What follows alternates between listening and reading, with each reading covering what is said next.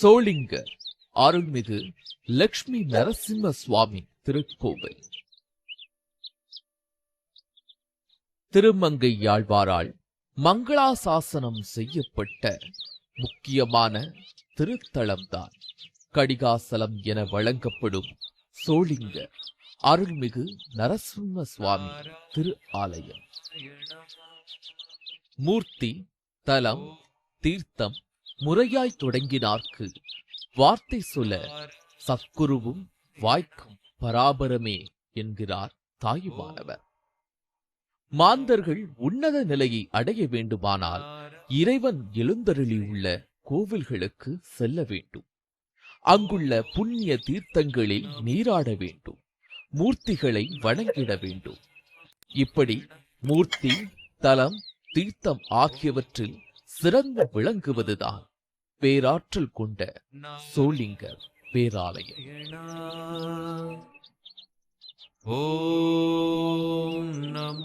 108 திவ்ய தேசங்களில் ஒன்றாகவும் தொண்டை நாட்டு வைணவ திருப்பதிகள் 22 மிகச்சிறந்த பிரார்த்தனை திருத்தலமாகவும் விளங்குகிறது இத்திருக்கோவில். இந்த ஆலயத்தின் பெரும் சிறப்பே திருமங்கையாழ்வார், பேயாழ்வார், நம்மாழ்வார் ஆகிய மூவராலும் மங்களாசாசனம் செய்யப்பட்டதே ஆகும். 22 திவ்யதேசங்களில் ஒன்றாக திகழ்கிறது. இந்த திவ்யதேசத்தை ஆழ்வார்கள் மங்களாசாசனம் செய்திருக்கிறார்கள். மிக்கானை மறையாய் விருந்த விளக்கை என்னுள் புக்கானை புகழ்சேர் பொழிகின்ற பொன்மலையை தக்கானை கடிகைத் தடங்குன்னின் மிகையிருந்த அக்காரக்கனியை அடைந்துய்ந்து போனேனே என்று திருமங்கையாழ்வார் மங்களாசாசனம் செய்திருக்கிறார். இந்த அக்காரக்கனி என்று சொல்லக்கூடியவர் பெரிய மலையில் எழுந்தருளிருக்க யோகன் ரிசம்பன். இந்த யோகன் ரிசம்பன் கிழக்கே திருமுக மண்டலம் சிம்மமுகத்தோடு எழுதியிருக்கார். ஒரு கையிலே சங்கம், ஒரு கையிலே சக்கரம், மற்ற 2 கைகள் யோக அஸ்தத்தோடு எழுதியிருக்கிறார். யோகாசனே சமாசீனம் என்னும்படியான யோகாசனமும், யோக பட்டதரம் என்னும்படியான யோக பட்டமும், சரணார விந்திர சந்திரார்க்கம் என்னும்படியாக சூரிய சந்திரர்கள் நித்தியவாசமாக இங்கே அந்த எம்பெருமானத்தை கைங்கரியம் செய்து கொண்டிருக்கிறார்கள். ஸ்ரீமன் நாராயணர் எடுத்த அவதாரங்களில் ஒப்பற்று உயர்ந்து நிற்பது நரசிம்ம அவதாரம். ஏனெனில் இறைவன் எல்லா இடங்களிலும் நிறைந்துள்ளார் என்ற உண்மையை கண்கூடாக வெளிப்படுத்திய அவதாரம் மட்டுமல்லாமல் சிறுவன் பக்த பிரகலாதனின் சொல்லை சத்தியமாக்க தன்னை அண்டியவர்களை காக்க உதவிய அவதாரமே நரசிம்மர் அவதாரம். அத்தகைய இறைவன் யோக நரசிம்மராய் திருக்கடிகை மலையில் திருக்கோவில் கொண்டுள்ள இடம்தான் இவ்வாலயம். ஒரு நாளிகை நேரம் தங்கியிருந்தாலே மோட்சம் தரக்கூடிய திருத்தலம் என்பதால் கடிகாச்சலம் என பெயர் கொண்டு விளங்குகிறது இந்த சோளிங்க திருத்தலம். விஸ்வாமித்ர முனிவர் சோளிங்கர் மலையில் ஒரு கடிகை நேரம் துதித்து பிரம்மரிஷி பட்டம் பெற்றார் என்பது இவ்வாலயத்தினுடைய தல வரலாறு.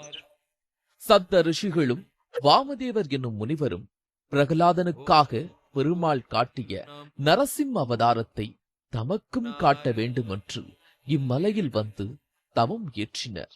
கும்பேதிர, காலகேயர் என்னும் அரக்கர்கள் தவத்தில் ஈடுபட்டிருந்த ரிஷிகளுக்கு பேரிடையூறுகளை உண்டாக்கினர். அந்நேரத்தில் ரிஷிகளுக்கு அரக்கர்களால் உண்டாகும் இன்னல்களை நீக்கியருள நரசிம்மர் அஞ்சலை மைந்தன் ஆஞ்சநேயரை இத்திருமலைக்கு அனுப்பி வைத்துள்ளார். நரசிம்மர் வழங்கிய சங்கு சக்கரங்களை பெற்று அவற்றால் அரக்கர்களின் தலைகளை கொய்தார் ஆஞ்சநேயர். சப்த ரிஷிகளும் ஆஞ்சநேயரும் இத்திருத்தலத்தில் நரசிம்ம மூர்த்தியின் காட்சியைக் கண்டு அகமகிழ்ந்தனர். அப்போது ஆஞ்சநேயா, நீ நமது முன்பு அமர்ந்து யோக ஆஞ்சநேயராக மக்களின் தீராத பிணிகளை தீர்த்து கலியுகம் முடியும் தருவாயில் எம்மை வந்தடைக என்றருளி மறைந்தார் யோக நரசிம்மர். எனவே இங்கே கடிகாச்சலம் எனும் பெரிய மலை மீது யோக நரசிம்மரும், அதன் அருகிலுள்ள சிறிய மலை மீது சங்கு சக்கரங்களுடன் யோக ஆஞ்சநேயரும் அமர்ந்து பக்தர்களுக்கு திருவருள் பாலித்து வருகின்றனர். எல்லா திவ்யதேசத்தை காட்டிலும் இந்த இடத்துல சிறப்பான விசேஷம் என்ன என்றால், அனுமார் சங்கு சக்கரத்தோடு இருக்கார். இந்த பரத கண்டத்திலே எங்கேயும் கிடையாது. அனுமார் அதாவது யோகத்தில் ஏழிருக்கார். யோக சங்கை, யோக பட்டம் என்று சொல்லக்கூடியதிலே அவருடைய திருமுடி மேலே ராமர் பட்டாபிஷேகம் எழுந்திருக்கிறார். இங்கே வடமாலை விசேஷம். எல்லா இடத்துலையும் வடமாலை அனுமாருக்கு தோளில் சாத்துவார். இங்கே கிடையாது. இங்கே அவருடைய கிரீடத்தை பக்கத்தில் தான் சாத்துவார். அவருக்காக பிரத்யட்சமாக ராமன் எழுதியிருக்கார். ராமனுடைய ஆராதனை பெருமாளாக ரங்கநாதன் சிறியமலையில் எழுதியிருக்கார். இத்தனை சிறப்பு பொருந்திய அழகிய கோவிலுக்கு செல்லும் வழியில் பக்தர்களை வரவேற்கும் அலங்கார விளைவு உள்ளே சென்றவுடன் பிரம்மாண்டமாக வானுயர்ந்து கைகூப்பி காணப்படும் ஆஞ்சநேயர் சிலை பக்தர்களை பிரமிக்க வைக்கிறது. தொடர்ந்து சென்றால் வலதுபுறத்தில் பெரிய மலையும் இடதுபுறத்தில் சிறிய மலையையும் அடையலாம். பெரிய மலையின் அடிவாரத்தை தொட்டு வணங்கி மேலே நகரும் போது முதலில் இருப்பது ஸ்ரீ வீர ஆஞ்சநேய சுவாமி திருக்கோவில். இங்கே வணங்கிவிட்டு பக்தர்கள் தொடர்ந்து படியேறுகின்றனர். இம்மாமலையில் உள்ள 1305 படிக்கட்டுகளை பக்தர்கள் கடந்து மேலே செல்ல டோலி வசதியும் உள்ளது. 600வது படிக்கட்டை கடந்த நிலையில் சப்த ரிஷிகள் மண்டபம், மூலிகை செடிகள் என படிகள் ஏற ஏற பக்தர்களுக்கு இதம் அளிக்கிறது மலையில் உள்ள மூலிகை வாசம். பசுமை சூழ்ந்த இம்மலையில் குரங்குகளும் ஆங்காங்கே சுற்றித் திரிவதை காண முடிகிறது.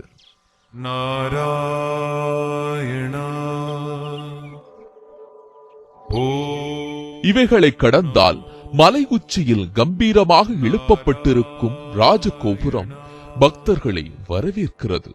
உள்ளே சென்றதும் தாயார் சன்னதி. நேரே உள்ளே சென்றால் யோக நரசிம்மர் எழுந்தருளும் கருவறை. இவைகள் பக்தர்களை பரவசம் ஊட்டுகிறது. ஒப்பற்ற பிரார்த்தனை தலமான கடிகாச்சலம் என்னும் சோளிங்க திருத்தலத்திற்கு நாள்தோறும் ஆயிரக்கணக்கான பக்தர்கள் வந்து தக்கான்குளம் என்கிற புண்ணிய தீர்த்தத்தில் நீராடி இரு மலைகளிலும் கோவில் கொண்டுள்ள யோக நரசிம்மர், யோக ஆஞ்சநேயரை முறையே வழிபட்டு நோய்கள் யாவும் நீங்கி நலம் பெற்று வருகின்றனர். பேய், பிசாசு, பில்லி சூனியங்கள் இக்கடிகாச்சல மலையை சிறிது நேரம் கண்ணுற்றால் அண்டாது என்பது இவ்வாலயத்தினுடைய சிறப்பு. ஆச்சாரியர்களில் ஸ்ரீமன் நாதமுனிகள், திருக்கச்சி நம்பிகள், ராமானுஜர், மணவாள மாமுனி ஆகியோரும் மங்களா சாசனம் செய்துள்ளனர் இத்திருத்தலத்தில். இங்குள்ள மூலவரை அக்கார கணி என மங்களாசனம் செய்துள்ளார் திருமங்கையாழ்வார். பெருமாள் மூலவர் மலைமேலே யோகா நரசிம்ம ஷட்கோண மத்திய நிலையாயனமாம்னு யந்திர ரூபமா நரசிம்மராக இருக்கார் இந்த ஊர்ல. ஷட்கோண மத்திய நிலையாயனமா நரசிம்மரே ஷட்கோணமா இருக்கிறதுனால, யந்திர ரூபமா இருக்கிறதுனால இன்னும் விசேஷம் ஜாஸ்தி. அதுதான் ரொம்ப விசேஷம். கடிகாஜல க்ஷேத்திரம் ஹிரணியனை சமாரம் பண்ணிட்டு கோபம் தணியறதுக்காக யோகத்தில் இருக்க சப்த ரிஷிகளுக்காக காட்சி தந்த இடம் கட்டிகாஜல க்ஷேத்திரம். இத்தகைய பெரும் சிறப்புகளை உடைய இவ்வாலயம் வேலூர் மாவட்டத்தில் அமைந்துள்ளது. சோளிங்கபுரம் என அழைக்கப்பெறும் இவ்வூர் சென்னை பெங்களூர் ரயில் மார்க்கத்தில் அரக்கோணத்திலிருந்து மேற்கே 27 கிலோமீட்டர் தொலைவிலும், சென்னை திருப்பதி ரயில் மார்க்கத்தில் திருத்தணி ரயில் நிலையத்திலிருந்து 27 கிலோமீட்டர் மேற்கிலும் இவ்வாலயம் அமைந்துள்ளது. இவ்வூர் சோளிங்கர் எனப்பட்டாலும் இதன் அருகில் 3 கிலோமீட்டர் தெற்கில் கொண்டபாளையம் எனும் சிறு கிராமம் உள்ளது. இங்குதான் யோக நரசிம்மர் அமர்ந்துள்ள பெரிய மலையும் யோக ஆஞ்சநேயர் வணங்கி நிற்கும் சிறிய மலையும் கம்பீரமாக காட்சியளிக்கிறது. மேலும் சோளிங்கபுரம் நகரில் நரசிம்ம பெருமாளின் உற்சவ மூர்த்தியின் திருக்கோவிலும் சிறப்பு வாய்ந்ததாகும். இது பக்தோசிக சுவாமி கோவில் என்று அழைக்கப்படுகிறது. தக்கான், மிக்கான், புக்கான் அப்படி என்று சொல்லக்கூடிய பேரர்கள் வந்து மலைமேலே எழுகிறார். தக்கான் என்று சொல்லக்கூடிய அந்த உற்சவர் இங்கே கீழே எழுந்திருக்கிறார். அதாவது பக்தர்களுக்கு உச்சிதமானவன், பக்தோச்சிதன் என்ற திருநாமம் உண்டு. அழைத்து ஆக்வானம், அதாவது ஆக்வானத்திலே எல்லாரையும் அழைத்து ஏக காலத்திலே அழைத்து பக்தர்களுக்கு அனுகிரகம் பண்ணுகிறார். ஸ்ரீதேவி பூதேவியின் ஆட்சியாரோட இங்கே ஆதிசேஷனில் பெருமாள் எழுந்திருக்கிறார். சென்னால் குடையாம், இருந்தால் சிங்காசனமாம், நின்னால் மரவடையாம், நீள்கடலுள் என்னும் முனையாம், பூம்பட்டாம், ஒழுகுணையாம், திருமால் கிரவி என்று சொல்லக்கூடிய அந்த பாசுரத்தின் கிரமமாக பெருமாள் ஆதிசேஷனில் எழுந்திருக்கிறார். அவருடைய பாதுகையாக சடகோபன் என்று சொல்லக்கூடிய அந்த சட்டாரி என்று சொல்லக்கூடிய அந்த இவரும் ஆதிசேஷனுடைய சொரூபமாக இங்கே எழுதியிருக்கிறார். 108 திவ்யதேசத்தில் எங்கேயுமே கிடையாது. இந்த ஒரு திவ்யதேசத்தில் ஆதிசேஷன் வந்து சீஷடையாராக எழுதியிருக்கிறார். இதற்கு பின்னாலே வந்து ஆதிகேசவ பெருமாள் எழுந்திருக்கிறார். பிராச்சீனமான சன்னதி. சோழர்களுடைய காலத்திலே இந்த சன்னதி பிரதிஷ்டப்பட்டதனால சோழசிம்மபுரம், சோழலிங்கபுரம் என்றெல்லாம் பின்னால் மருவி வந்துடுது. இந்த ஸ்தலாச்சாரிய புருஷராக சுவாமி தொட்டையாச்சார் அவதாரம் பண்ணினார். அதாவது விசிஷ்டாத்வைத்த நிலைநாட்டிய எம்பெருமானாருடைய மருமானாக முதலியாண்டான். அந்த முதலியாண்டானுடைய குமாரர் கந்தாடையாண்டான். அந்த கந்தாடையாடைய குமாரர் கந்தாடை சோழப்பர். அவருடைய பேரனாக இந்த சோழசிம்மபுரத்திலே தொட்டையாச்சார் சுவாமி என்று சொல்லக்கூடிய பெரிய மகான் அவதாரம் பண்ணார்.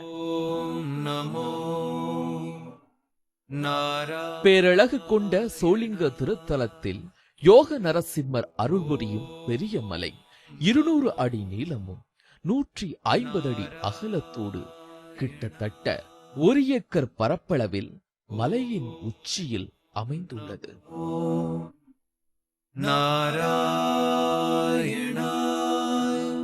இம்மலையின் மேலே செல்ல வசதியாக 1305 படிக்கற்கள் அமைக்கப்பட்டுள்ளது. இந்த பெரிய மலைக்கு நேர் எதிராக ஸ்ரீ யோக ஆஞ்சநேய சுவாமி திருக்கோவில் சிறிய மலையில் அமைந்துள்ளது. 350 அடி உயரத்தில் உள்ள இக்கோவிலை அடைவதற்கு 406 படிகள் உள்ளன. 150 அடி நீளம், 250 அடி அகலம் கொண்ட இக்கோவிலில் உயர்ந்து வணங்கிய கோலத்தில் இருக்கும் யோக ஆஞ்சநேயரை தரிசனம் செய்யலாம். இங்கே சிறிய மலையில் தல விருட்சமாக அசோக மரம் உள்ளது. ஊர் பெருமாள் கோவிலில் முன்பு பாரிஜாத மரம் இருந்துள்ளது. பெரிய மலையில் உள்ளே நுழையும் போது அழகிய கோபுர வாசலின் அத்தோற்றம் நம் உள்ளத்தை கொள்ளை கொள்ளும். அங்கு நின்று சுற்றும் முற்றும் பார்த்தால் பச்சை பசேல் என பசுமை படர்ந்த குன்றுகளும் இடையிடையே சில ஊர்களும் காட்சியளிக்கிறது. கோவிலின் வலதுபுறமாக பெரிய பலிபீடமும் கொடிமரமும் வானுயர அமைந்துள்ளது. இங்கே அமிர்தவல்லி தாயார் சன்னதியை கடந்தால் பெருமாள் சன்னதி.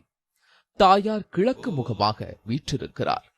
இந்த திருக்கோவில் வந்து சப்தரிஷி காலத்து பெருமாள் உத்பவமூர்த்தி, யாரும் பிரதிஷ்டை கிடையாது, உத்பவமூர்த்தி. அவள் சப்தரிஷியில் நினைச்ச மாத்திரத்தில் உத்பவம் ஆனதுனால உத்பவமூர்த்தி. அதனால கட்டிகாஜல கஷேத்திரத்தில் யாரும் பிரதிஷ்டை கிடையாது. சப்தரிஷி காலத்து பெருமாள். ஆழ்வார் ஆச்சாரர்கள் காலத்துலேருந்து நமக்கு வந்து கணக்கு வருது. இவா ஆழ்வார்கள் பாடியிருக்கான்றதுனால அந்த கணக்கு வருது. அதே நேரத்தில் வந்து 2ஆம் பராந்தக சோழன் காலத்தில் இந்த கோவில் புதுப்பிக்கப்பட்டது. ரிப்பேர் பண்ணுறது அந்த மாதிரி இதெல்லாம் வந்து அந்த காலத்தில். பிற்பாடு எல்லார் காலத்திலும் வரிசையாக நடந்துட்டு வந்தது. பெருமாள் கருவறையின் முன் மண்டபம் மேல் விதானமும் சுவர்களும் வண்ண ஓவியங்களால் அலங்கரிக்கப்பட்டுள்ளன.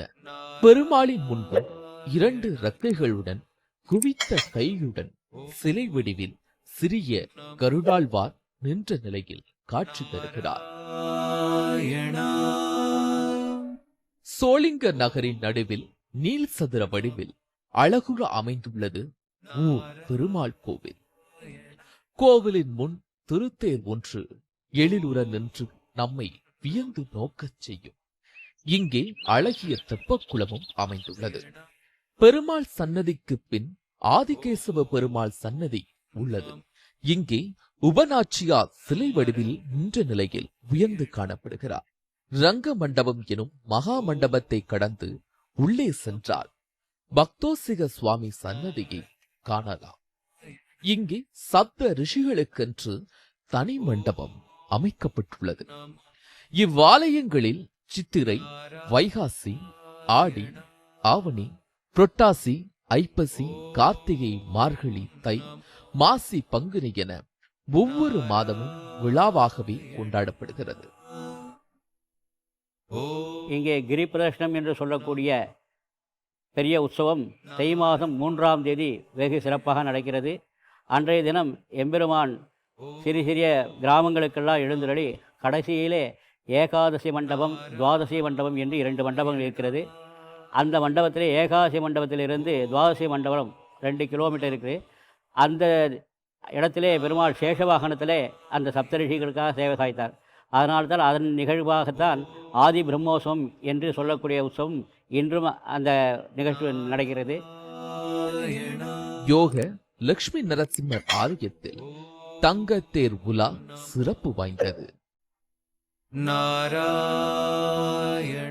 இங்கே கோவிலில் பணி செய்வதற்காக சேவாதிகள் உள்ளனர்.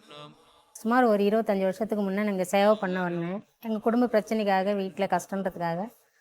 அப்போ மேலே ஷீட் எதுவும் கிடையாது. பெரிய மலையில் 1305 படி டெய்லி மலை ஏறி சேவை பண்ணணும். 108 சுற்று சுற்றணும் பெருமாளை. அப்படியே கொஞ்ச நாளில் நாளடைவில் பார்த்துட்டு இருக்கும்போதே கண்ணுக்கு தெரியாத அளவுக்கு ஷெட்டு போட்டாங்க. அங்கங்கே குழா வசதியும் சேவாத்திங்க போகிறதுக்கு தண்ணி ஏற்பாடும் பண்ணிட்டாங்க. அப்புறம் நிறைய கூட்டங்க வர ஆரம்பிச்சிச்சு. நிறைய சேவாத்திங்களும் வருவாங்க. நானும் சேவாத்தி தான். டெய்லி மலைக்கு போயிட்டு 108 சுற்று சுற்றணும். சுற்றிட்டு சாமி தரிசனம் பார்த்துட்டு தீர்த்தம் வாங்கிட்டு வீட்டுக்கு வரணும். மதியத்துக்கு மேலே சின்ன மலைக்கு போயிட்டு ஆஞ்சநேயர் சன்னதி 108 சுற்று சுற்றணும். ராமர் சன்னதி 108 சுற்று சுற்றணும். ரங்கநாதர் சன்னதி 108 சுற்று சுற்றிட்டு தரிசனம் பார்த்துட்டு தீர்த்தம் வாங்கி சாப்பிட்டு வீட்டுக்கு வரும். டோட்டலாக இந்த மாதிரி நிறைய சேவாத்திங்க இருக்கிறாங்க.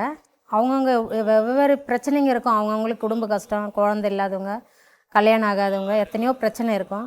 அந்த மாதிரி தொடர்ந்து இந்த சேவை பண்ணினே இருக்கும்போது பெருமாளை நம்ம உண்மையான அன்போடு, உண்மையான பக்தியோடு பெருமாளை சேவை பண்ணும்போது அவர் நமக்கு கனவுல சொப்பனமாக சொல்வார். சின்ன வயசுலேருந்து எனக்கு சேவை செய்கிறதுனா இவருக்கு ரொம்ப பிடிக்கும். நாங்கள் அப்பா அம்மாலாம் வருஷம் வருஷம் இங்கே தங்கி சேவை பண்ணிவிட்டு 2 மலைக்கு அபிஷேகம் பண்ணிவிட்டு போவோம். அதனால் எங்களுக்கு நினச்சது என்னை நல்லபடியாக நடத்தி வச்சுருப்பார். கஷ்டங்களை கொடுத்தாலும் எங்களை கைவிடுறது கிடையாது. அதாவது வர மக்கள்கிட்டவும் அவர் கஷ்டத்தை தான் எதிர்பார்ப்பார். அவங்க இது பண்ணி அது அதுன்ட்டுலாம் எதுவும் இது பண்ண மாட்டார். வேண்டிகிட்டு எதை நினச்சிட்டு போனாலும் அவங்களுக்கு கண்டிப்பாக கிடைக்கும். குழந்தை இல்லாதவங்களுக்கு குழந்தை பாக்கியம் கொடுப்பாரு. கடன் பிரச்சனை இருக்குது, கடன் தீர்த்து கொடுப்பாரு. நோவில் இருக்கிறவங்களுக்கு நோவு கொடுப்பாரு. மாங்கல்ய பாக்கியம் கொடுத்துருக்காரு. எவ்வளோ பல விஷயங்கள் கண்ணு முன்னாடியே நடக்குது, நாங்கள் பார்க்குறோம். இங்கே வேண்டிகிட்டு போகிறவங்க குழந்தையோடு தான் வருவாங்க. அந்த மாதிரி உண்மையெல்லாம் இங்கே நடந்திருக்கு. அவருடைய சக்தி அவருடைய ஒரு மகிமை. நம்ம சொன்னால் நான் என்னுடைய அனுபவத்தில் நான் சொல்லிடுறேன். ஆனால் சிலருடைய இதில் அவங்க நான் நம்பி வராங்க பாருங்கள், அவங்களுக்கு உண்மையில் நடந்திருக்கு. இங்கே இந்த அடிவாரத்தில் நான் எல்லா மக்களையும் பார்க்குறேன். கஷ்டப்பட்டவங்களையும் பார்க்குறேன். அதனுடைய பலன் அனுபவிச்சவங்களையும் பார்க்குறேன். இப்போ நான் கஷ்டப்பட்டுன்னு இருக்கிறவங்களும் அதனுடைய இந்த அளவுக்கு இருந்து நாங்கள் இந்த அடிவாரத்தில் நாங்கள் இந்த அளவுக்கு பலன் நல்லது நடந்திருக்கு. எங்கள் வாழ்க்கையில் இவ்வளோ மாற்றம் கிடச்சிருக்கு. நாங்கள் எவ்வளோ பலன் செலவு பண்ணிட்டு வந்திருக்கோம். குழந்தைலாம் ஹாஸ்பிட்டலுக்கு போயிருக்கோம். இது மாதிரி உடம்பு முடியாமல் வெளியெல்லாம் போய் டாக்டருக்கெல்லாம் போய் பார்த்துட்டு வரோம். அவங்கெல்லாம் இங்கே நல்லபடியாக குணமாகி இவருடைய அனுகிரகத்தில் நல்லபடியாக வீட்டில் போய் இருக்கிறவங்கள நான் பார்த்துட்டு இருக்கேன். இக்கோவிலில் யோக நரசிம்மர் கண் திறக்கும் கார்த்திகை மாதம் மிகச் சிறப்பாக கொண்டாடப்படுகிறது. வருஷத்தில் 11 மாதம் பெருமாள் யோகத்தில் இருக்க மாதிரியும் கார்த்திகை மாதத்தில் கண் திறந்து வரம் கொடுக்குறது ஐதீகம். அதுதான் ரொம்ப விசேஷம். கார்த்திகை மாதத்தில் கடி மாதத்தில் பெருமாளை சேவிச்சா எல்லா நிவர்த்தியும். அதனால தான் நிறைய பக்தர்கள் அன்னைக்கு ரொம்ப வருவாங்க. இந்து அறநிலைத்துறை சார்பாக இங்கு வருகின்ற பக்தர்களுக்கு அன்னதானங்களும், படியில் ஏறி வர முடியாத பக்தர்களுக்காக விரைவில் ரோப்கார் வசதியும் செய்யப்பட உள்ளது. இங்கே வந்திருக்கிற எல்லாருக்கும் எம்பெருமான் எல்லா விதமான கஷ்டங்களெல்லாம் போக்கி நல்ல சௌகரியமான விசேஷங்கள்லாம் கொடுக்குறார். அதாவது இந்த பெருமாளை பார்த்தாலே போகிறோம். அக்காரக்கட்டினாலே வெள்ளைக்கட்டி, இந்த வெள்ளைக்கட்டியை சாப்பிட்டா திகட்டி போய்டும். ஓரளவுக்கு தான் சாப்பிட முடியாது, அதுக்கு மேலே திகட்ட முடியாது. அப்பேற்பட்ட இந்த நரசிம்மன் சேவிக்க பக்தர்களுக்கு அனுகிரகம் பண்ணுறதுக்காக விசேஷமாக இது பண்ணியிருக்கார். அதே சமயத்தில் சப்தரிஷிகள் இங்கே நித்தியம் ராத்திரியில் ஆராதனம் பண்ணுறதாக ஐதீகம். அதனால தான் மறுநாள் காத்தால் இந்த தீர்த்தத்தை ஜனங்கள் முகத்திலெல்லாம் தெளிப்பா. காரணம், ராத்திரி ஒரு தீர்த்த வட்டில் அங்கே வச்சுட்டு வந்துடுவா. அந்த வட்டில் தீர்த்தத்தை சப்தரிஷிகள் ஆராதனம் பண்ணுறதாக ஐதீகம். இன்றைக்கும் அந்த இது விசேஷமாக நடக்கிறது. அதுவும் இல்லாமல் நம்முடைய நிர்வாகத்துறையில் இருக்கா நிறைய வசதிகள்லாம் ஜனங்களுக்கெல்லாம் பண்ணி கொடுத்து எல்லா விதமான சௌகரியங்கள்லாம் பண்ணி கொடுத்துருக்கா. அதுவும் இந்த அறநிலையத்துறை நல்ல சிறப்பாக எல்லா விதமான இதெல்லாம் இப்போ வந்து ரோப்கார் விசேஷமாக அந்த கைங்கரியங்கள் நடந்துட்டு இருக்குது. மிக்கானே மறையாய் விரிந்த விளக்கை என்னுள் புக்கானே புகழ்சேர் பொழிகின்ற பொன்மலையை தக்கானே கடிகை தடங்குன்றின் மிசையிருந்த அக்கார கனியை அடைந்துயிர்ந்து போனேனே என்ற திருமங்கையாழ்வாரின் பாடல் ஒலிக்கும் இவ்வாலயத்தை வணங்கி செல்வது வாழ்வில் வற்றாத வளமையை வாரி வழங்கும். இந்து அறநிலைத்துறை சோளிங்க லக்ஷ்மி நரசிம்மர் ஆலயம். நாராயணா